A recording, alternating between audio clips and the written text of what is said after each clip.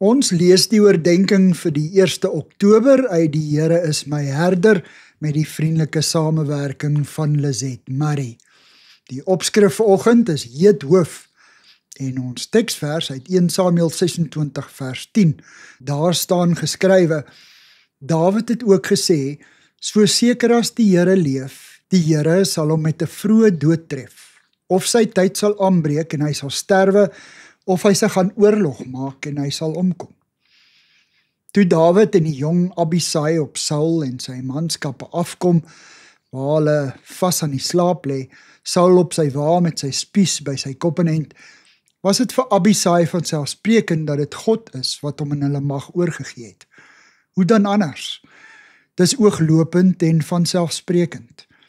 Een doodsteek en al Dawid se probleme is verby. Maar Dawid sien dit anders. Sy oë is nie gerig op die fisiese werklikheid voor hom nie.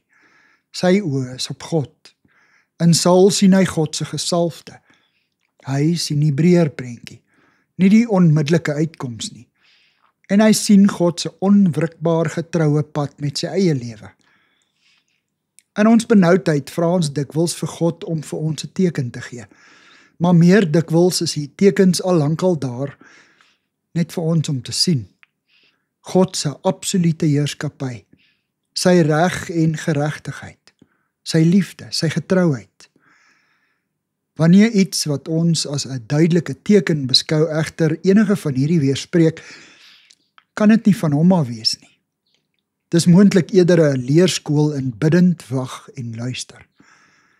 Vir God se antwoord moet ons dikwels terugloop op ons geloofspad en weer gaan kyk na die kere toe God ons gebede geantwoord het.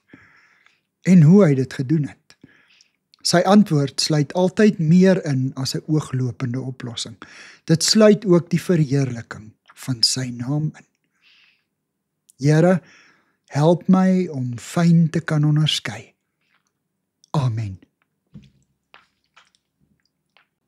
Dankie vir die saamkuier. Ek deel Lizet se kontak en webblad besonderhede in die inligtingsparagraaf van hierdie voorlesing. Daar is ook skakels na voorlesings van Lizet se ander publikasies wat op hierdie platform beskikbaar is.